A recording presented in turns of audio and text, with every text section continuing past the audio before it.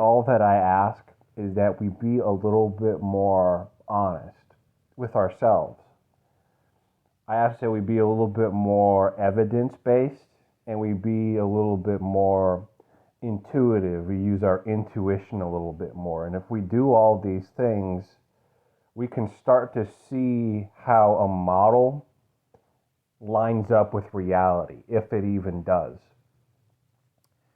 And I bring this all up to say that a lot of my channel has been associated with sort of readdressing how we view God, coming to a rectified understanding of this. And a big reason I kind of have to do this is because the personification of God for so long, for millennia even, has been so misconstrued and incongruent with reality that I kind of end up butting heads with sort of the prevailing dictators of this image of God that we've been using, which happens to be the Abrahamic faiths and Judeo-Christianity, most principally Christianity itself.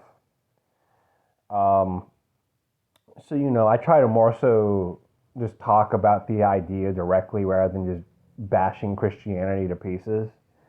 But I kind of ultimately end up having to address Christianity directly a lot of times because it's become such a big part of how we conceptualize God. And if that's how we conceptualize God, then obviously that's such a really big part of how we conceptualize our world and our place in it. So I just wanted to give a quick description. I think this is a common description of God as understood by Judeo-Christianity.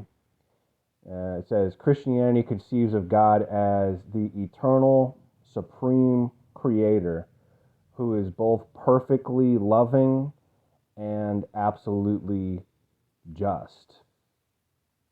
Yeah, so you do see these qualities sort of like positivity, very high positivity focus, and has a lot of these desirable traits like totally loving and absolutely just.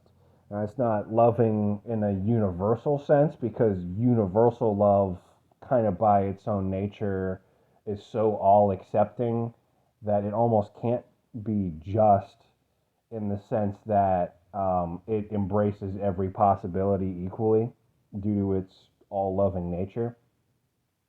So this is a much more like personal, one-on-one sort of love. And yeah, and the idea of God as being just.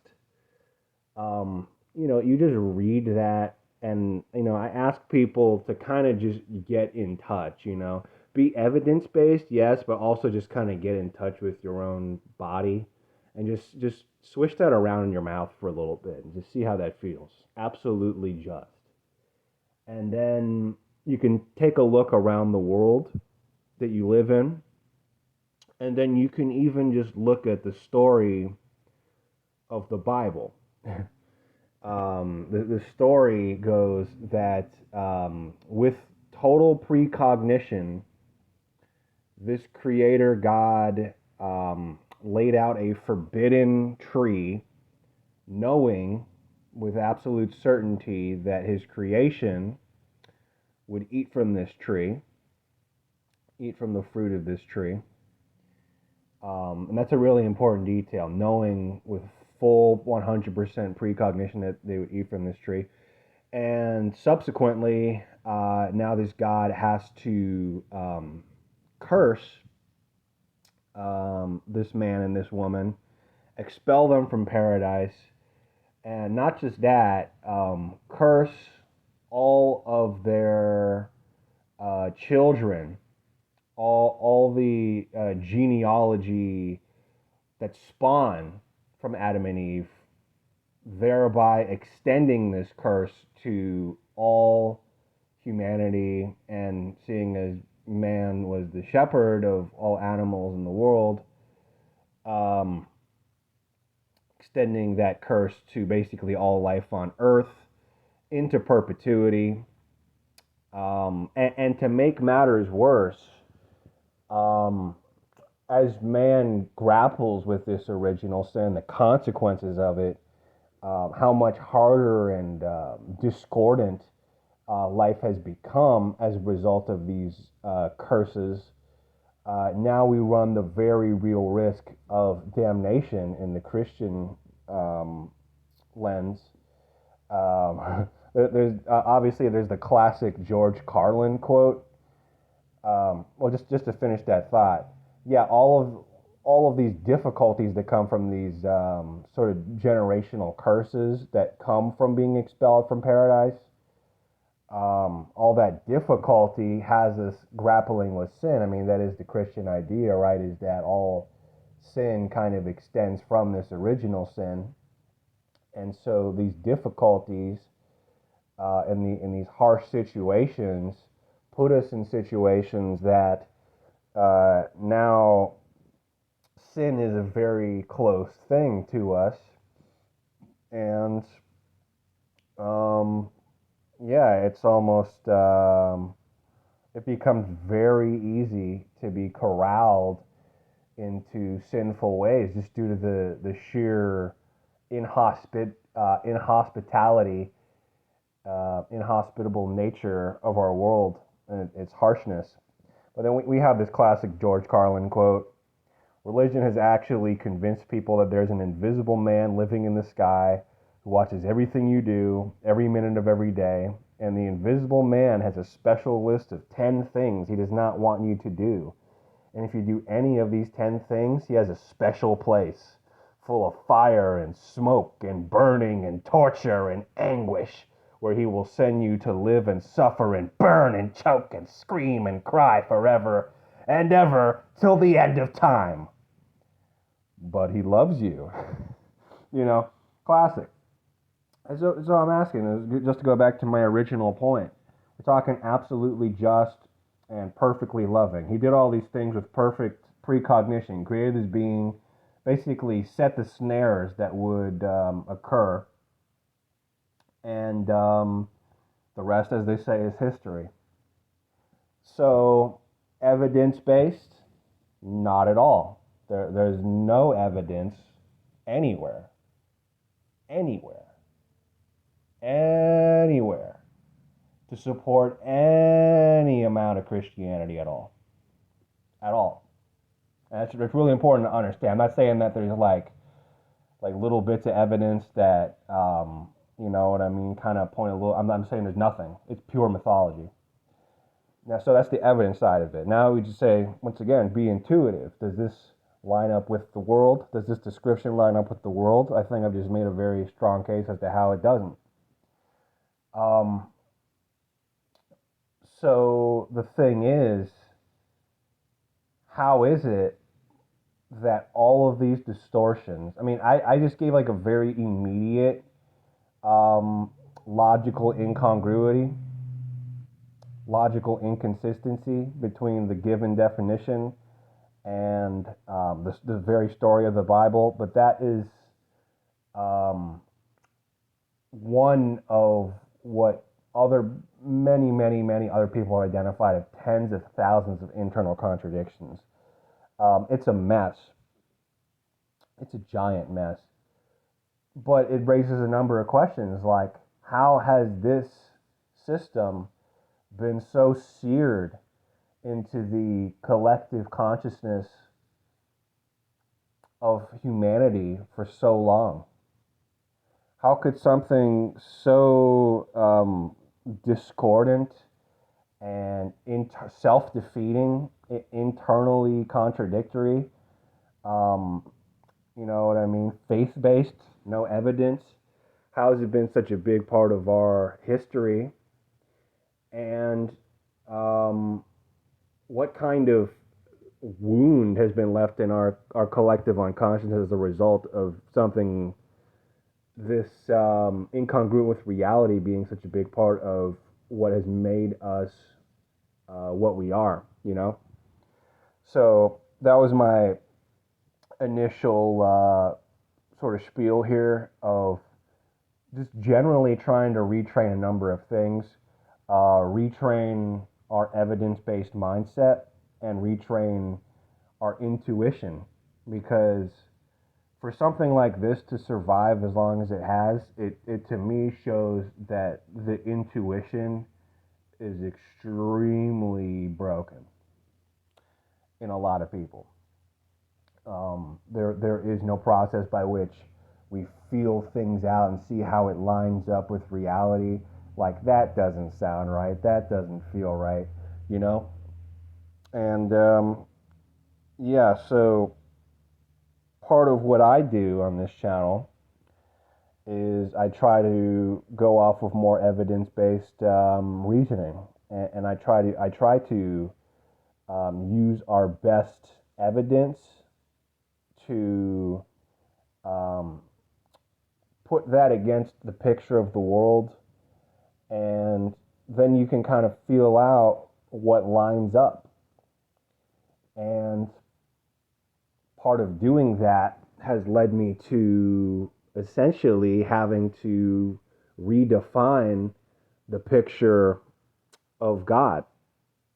There's way too much in our world and the design of our world that goes against so many of these stories. The Bible talks about free will.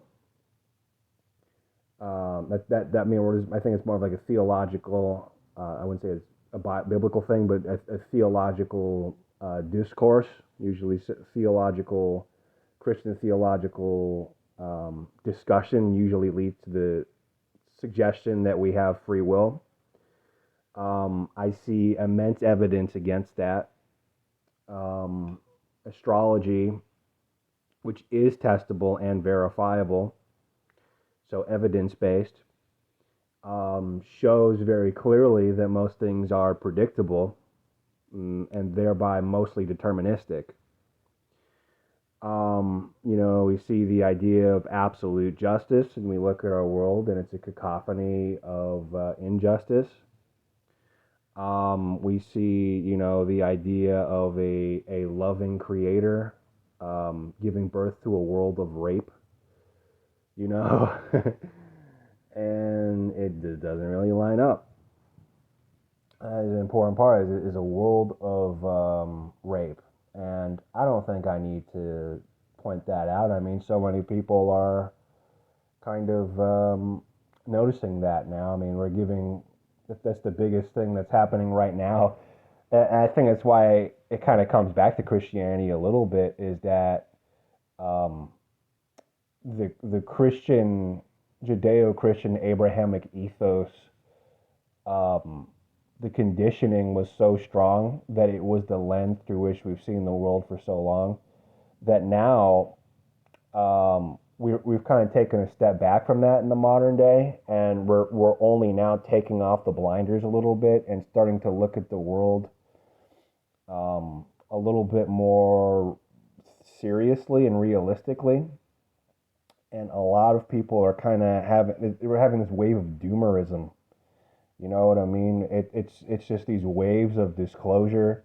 People being like, "What the fuck is this? What the fuck is this?" You know what I mean? Just pointing out the endless toil, really just putting it into perspective and contextualizing things honestly. Like, what the fuck is this world? It's just full of unending toil. All relationships seem to be like love bite relationships where people are traumatizing each other, except for what seem to be this class of beings that would be considered to be NPCs, who seem to operate as a hive mind.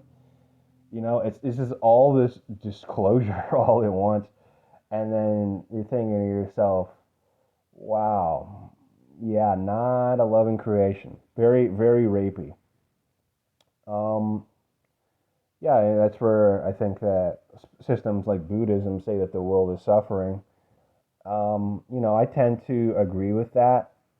There is, of course, there's evidence of benefic and malefic influences, good doers and evil doers at the planetary level.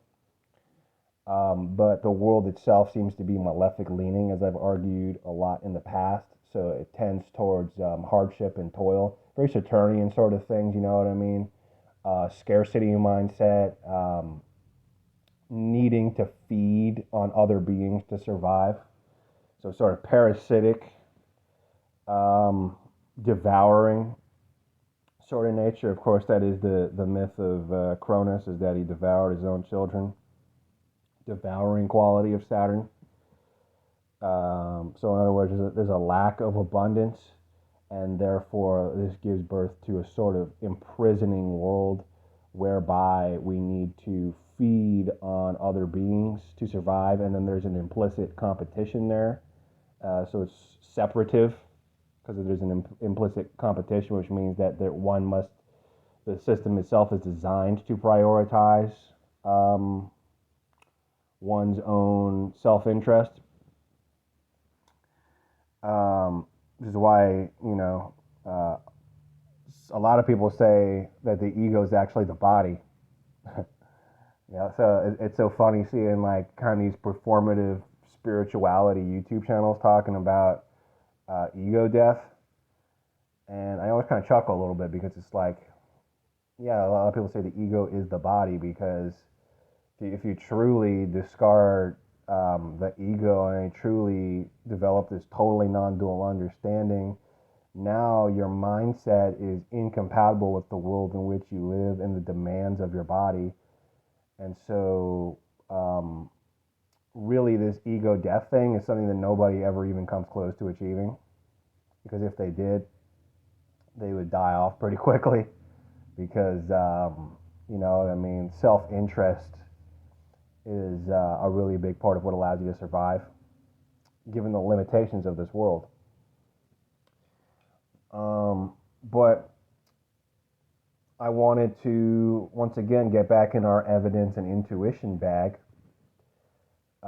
to create this new picture of divinity and God. One of my favorite evidential sources for spirituality, because again, there's so many religions, and they've all throughout history given their own picture of what the afterlife is like, but these have all been kind of mythological stories, not really evidence based, I should say. I tend towards a source like Michael Newton.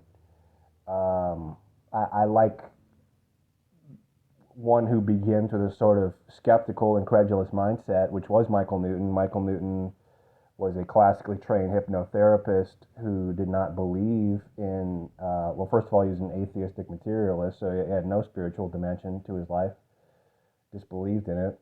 And also, he didn't perform past life regression therapy. He was a classically trained, regular, schmegular hypnotherapist who accidentally ended up discovering real evidence of lives between lives, And there is a great YouTube video that I encourage people to watch all the time. It's, I believe it's called Michael Newton, PhD, Journey of Souls. It's a 40 or so minute video, and the sincerity is there, and there's at this point in time so many testimonies of these sessions, these life between life sessions, and clients giving historical details of their past lives that should not be possible because these are people that do not know about these things. But when fact checked, they do end up lining up with reality, and these are people that are in deep hypnosis. Yeah, so I consider it very evidence based. I put a lot of stock into Michael Newton's um, afterlife scheme because just every level of it has just been so reassuring. The fact that he began from a place of great skepticism and incredulity, you know what I mean, a very scientific method sort of approach, and the consistency of the reports across people from all different religious and ethnic backgrounds. consistency of the testimonies that these clients would give under hypnosis. And what we see is a picture that kind of lines up with reality very well. Michael Newton emphatically points out that in all of his sessions, almost nobody has reported seeing religious figures. I think that's something that's a little bit more common in NDEs, near-death experiences. And I think that's because near-death experiences are such an incomplete form of, um, let's say, separation of the soul from the body.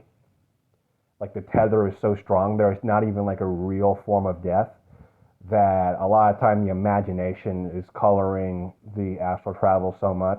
But once there's a true form of death, and that's why I really like Michael Newton's work, is that due to the nature of what we're addressing, which is a living person's sort of deeply unconscious pre-birth memories, we're actually not working with that limited time span shortly after death, which is kind of dubious and questionable, and tends to be rather variable.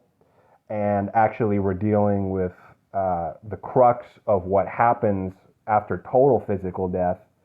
And so, in my opinion, it's a more accurate picture. And ultimately, it ends up being very consistent. So that's a very big difference between life between lives regression hypnotherapy and near-death experiences. That near-death experiences are very variable, and life between lives hypnotherapy is very consistent. And basically, universally, Michael Newton says that there are no religious figures on the other side. You get the same three sort of classes of beings you run into. First, you get the spirit guide, who gives the life review. Then you get the reintroduction with your soul family, and then sometime after, you basically have a seminar with the sort of debriefing with the Council of Wise Beings, who basically talk you through how you lived your life and start planning your next life and kind of create a blueprint for your next life. And I think that lines up very well with astrology, because you're basically planning the circumstances by which you're going to be born into, which obviously implies a level of predetermination that these things can be planned ahead of time. And so basically, this Council of Wise Beings is planning the kind of soul development or experiences that you're going to have. So they are kind of lining up a sort of astrological shot, if you think about it. For you to have those experiences, there is timing involved to plug you back in at a time that is correlated with the natal chart and the astrological progression of the birth of the body to the death of the body. The astrological influences that you're going to just run into that affect the world at large are also going to affect you. And so, yeah, this actually tends to line up with reality very well, and it's evidence-based. Astrology is also evidence-based, again, because you can test it, and it works.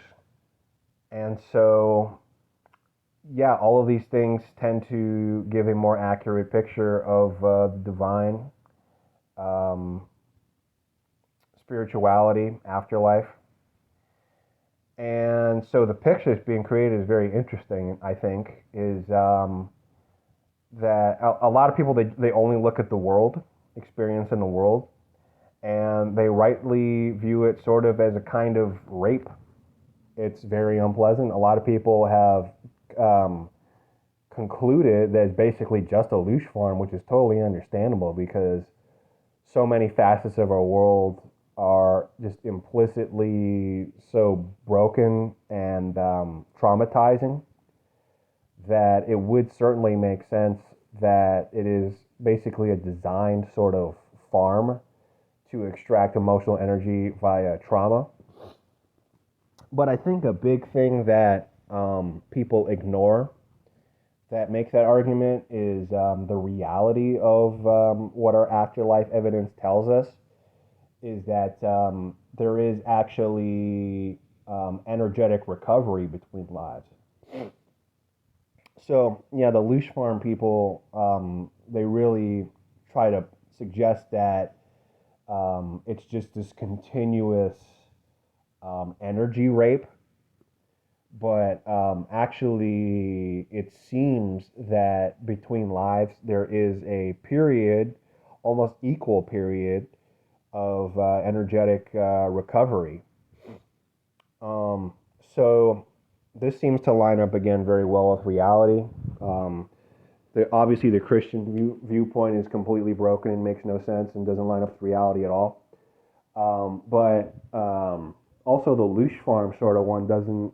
If you really tap in, tap in with truth, tap in with evidence, tap in with intuition, that doesn't really line up either. The picture of just continuous energetic rape, which a lot of like spiritual doomer YouTube channels I've been seeing. I mean, on its face, it doesn't really make that much sense because that was so, it was just if it was total nonstop harshness, it doesn't really make sense to me that beings are born into this world as part of reincarnation, which, by the way, is also evidence based thanks to Michael Newton's work. Um, People are born into this world of reincarnation, and they're not born with the pre-existing wounds of trauma. You know, there does seem to be this really profound cleansing between lifetimes that whenever a new life is born, it is almost like a clean slate. Um, just switch that around for a second and think about what that means. Think about what it means that most damage actually comes, or most brokenness comes after the child is born. After. If you were to take a newborn life and you were to put it into a nurturing setting, there would be very little evidence whatsoever of damage or brokenness. So what does that mean? To me, that means that it has to be the case that between lives there is a profound energetic restructuring and sort of healing, cleansing process such that a new life can be born and not carry these deep and profound wounds with them to the degree that's being suggested. I'm not saying that there is no level of cross-incarnational sort of psychic baggage, but overwhelmingly, yeah, there does seem to be a profound cleansing and healing between lifetimes, or therapeutic even. So, I'm still not sure what I'm going to name this YouTube video. I might name it what I want to name it. Very provocative. Got, gotta be careful. Well, I want to call it God is Therapist and the Rapist.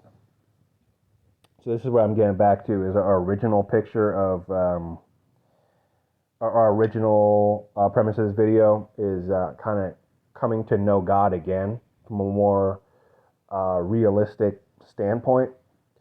And we can see that the world is rape.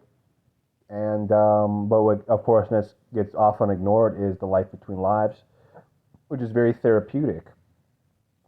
So we actually see evidence of this everywhere, as to divine forces inducing a kind of putrefaction and rot and harm and damage, subjecting the human heart to evil, subjecting the human heart to damage and attack,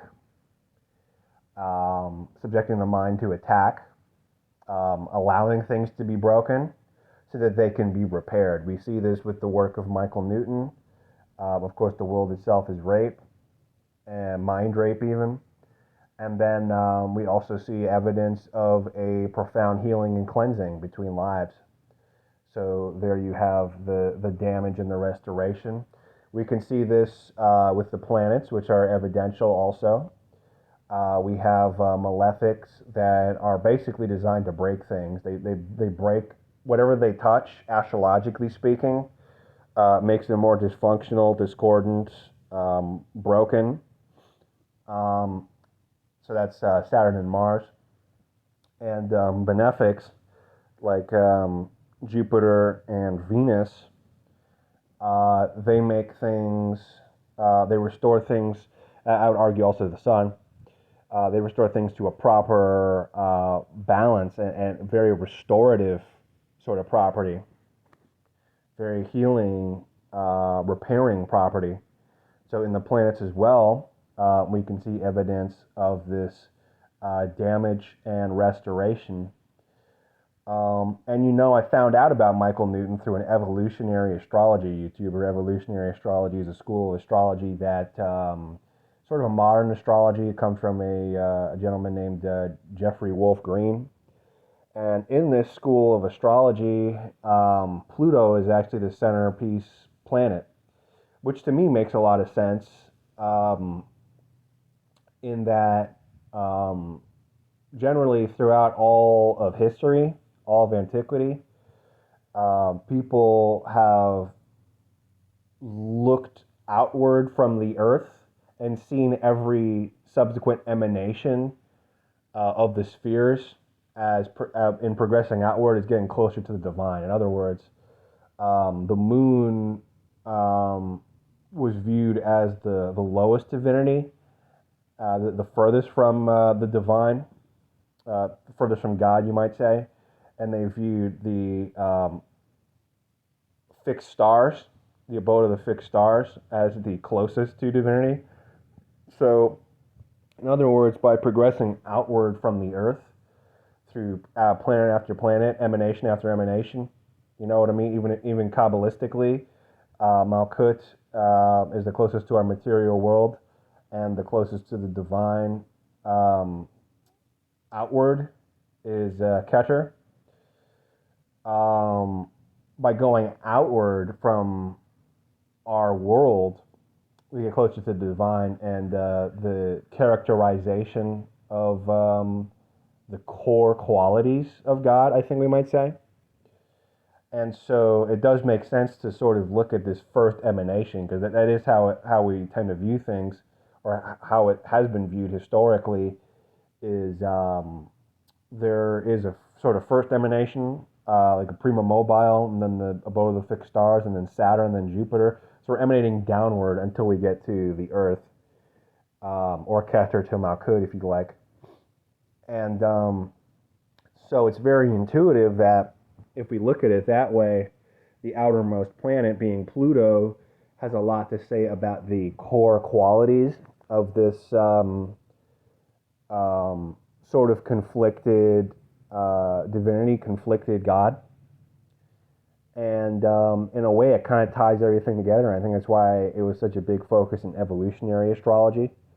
So I wanted people to kind of switch around this definition of Pluto, because I think Pluto tells us so much about the world and the character and motivations of divinity and God. So this one comes from ChatGPT.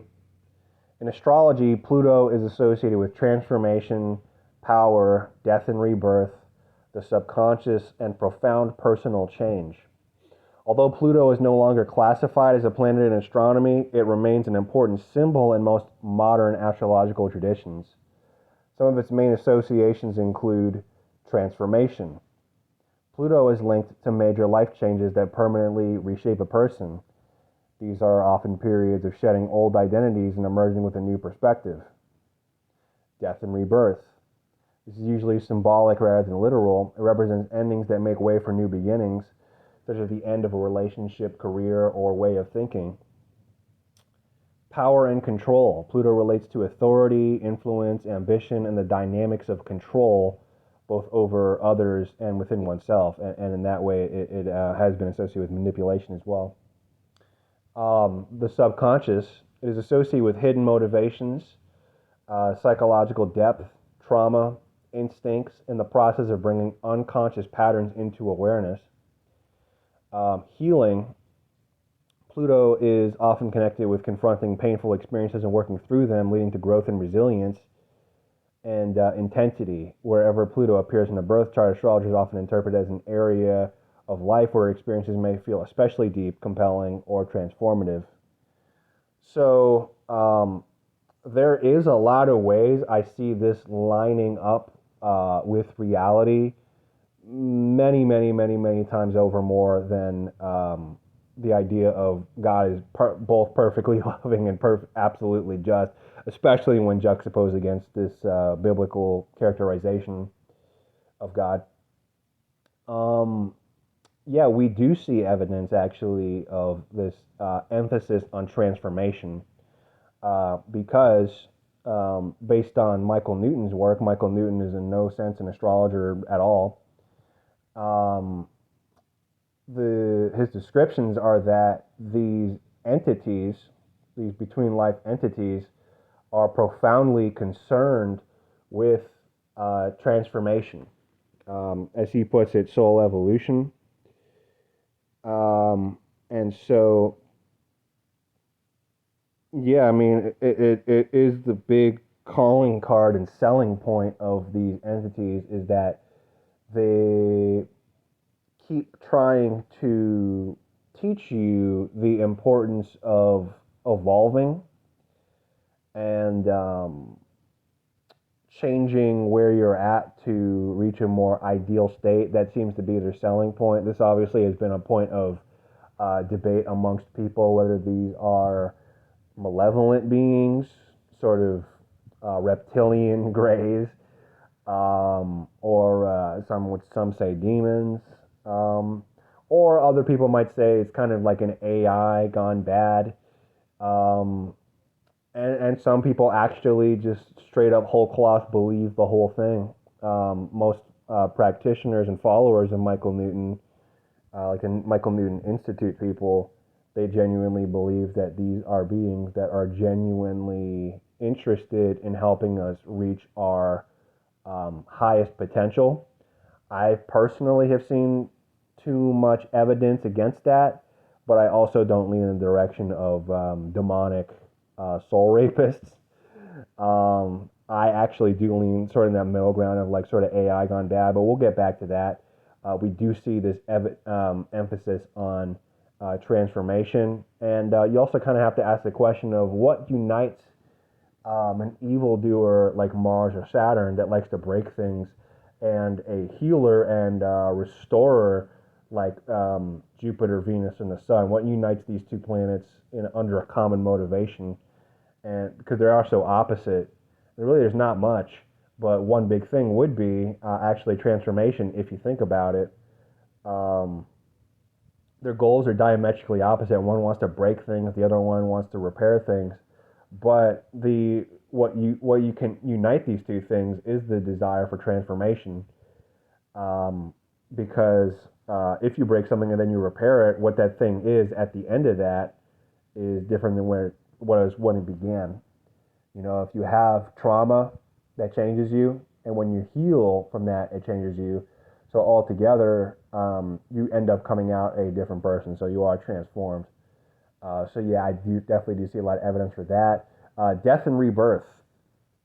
Um, yeah, and this does seem to be the trajectory, not just psycho-spiritual death and rebirth, which is definitely a very big part of it, and seems to be a very big emphasis of these entities that we run into between lives, but physical death and rebirth. And in fact, these two seem to be tied together a lot because um, essentially a lot of people they want to reincarnate because they enjoy the story, they enjoy being a character in this world, they enjoy the things of the world, the pleasures of the world. But it seems like there is there always has to be an agreement to undergo some kind of psycho-spiritual death and rebirth and evolution. It seems to be kind of like tied together. It seems to be kind of like um, you need to have this mixed bag. You can't just come here to enjoy the pleasures of this world. There always needs to be the implicit subtext of some kind of personal psycho-spiritual transformation, death and rebirth. So not only are you dying and being physically reborn as physical reincarnation, the entire process can only happen based off of a sort of contract that is drafted with psycho-spiritual death and rebirth and personal transformation in mind. Um, Power and control and manipulation. A lot of people have described these sort of life between lives entities, what I call samsara entities, as being sort of manipulative. I do tend to agree with that. Um, this is a very sort of complex game they're playing with a lot of moving parts. So whether you assume malevolence or you assume benevolence, in order to keep this whole thing going, there does have to be a certain amount of misdirection. And there's a level of manipulation. And it seems that, yeah, if you want to be a part of creation, you do kind of have to subject yourself to the dominance or control of this Plutonic principle. So there is a dominance, a power, a control behind everything that's happening. And so you actually need to acquiesce to this power called Pluto if you want to be a part of creation. You can't just be here to enjoy lives of luxury and pleasure. You need to subject yourself to Pluto's demands, and Pluto demands personal transformation and psycho-spiritual death and rebirth. Yeah, the subconscious and hidden motivations. Yeah, this is very intuitive. Pluto is the most invisible planet. There's no possibility whatsoever of seeing it with the naked eye. It has a lot to do with yeah, sort of these hidden, secret driving principles, driving hidden motivations, and that makes a lot of sense to me because the world in which we live and all the stories that are taking place are under the subtext of this personal transformation, and most people don't even know it. Most people don't even know that they are basically embroiled in this story that's already been written for them, which is a form of transformative storytelling, and the entire purpose of it is transformative if we are to believe this picture of the life between lives.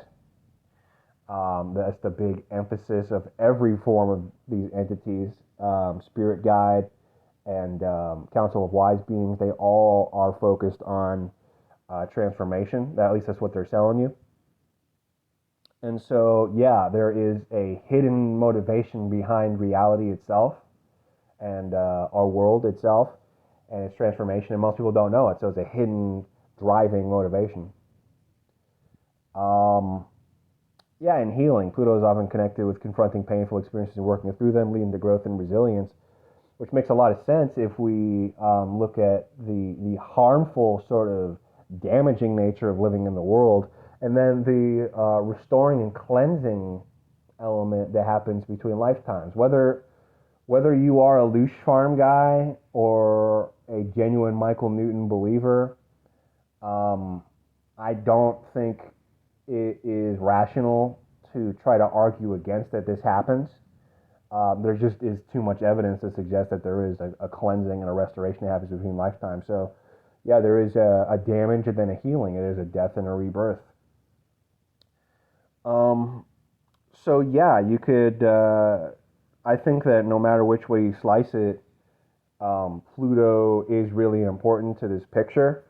Um, Again, I tend to argue that sort of this is more so like an AI sort of setup that has kind of gone bad.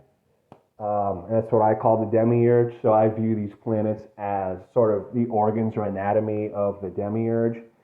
And you kind of have to ask the question, well, I've seen too much evidence against the idea of the sort of soul evolution that these Michael Newton samsara entities try to push you towards, the idea of becoming ideal.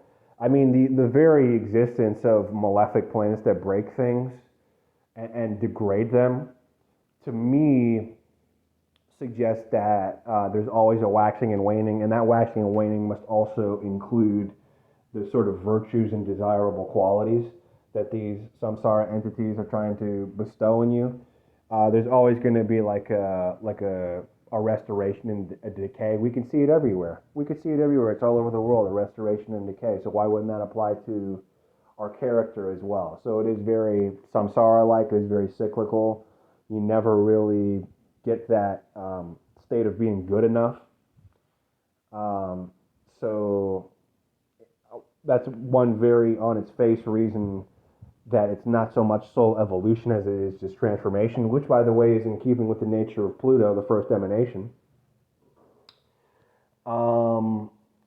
And essentially, wow, total brain reset. Holy shit. What's my point? Yeah, basically, I was arguing against. I have made a number of videos describing what I think why there is so much emphasis on transformation, and I think basically it is. If we start to look at Pluto a little differently, if we kind of like turn it around in your hand and look at it from a different angle, Pluto is associated with trauma, and I believe that there is an implicit trauma in the created universe as a result of the Zimzum, the separation from the complete wholeness of the infinite non-dual light. That is a separation from the source of being. And so in my opinion, our entire collective experience here is colored by this sort of trauma, this trying to make sense of this trauma, trying to process this trauma, which is very Plutonic, by the way, of trying to navigate through infinity, through all these transformations, back to the source, but never getting there due to this sort of outward focus of trying to become good enough to re-enter into what they call the source or non-dual light or the monad or the one, Ein Sof, blah, blah, blah. Because that is the focus of these samsara entities. These Life Between Lives, Council of Wise Beings, Spirit Guide, whatever you want to call it. That's even what Michael Newton himself said. He said that the idea is once you've become self-perfected enough, now you can finally return to the source. But to me, this seems to be a misconstrual of the innate perfection of divinity that basically keeps you forever separated from it. And in my opinion, that is this trauma. That is the distortions that this trauma has caused, is the idea of needing to be good enough and perfected enough and have enough self-mastery to return to the source. Whereas it seems, in my opinion, that what's more likely the case is that you don't need to become more and better. You actually need to become less. It's very neti-neti. It's very disidentification.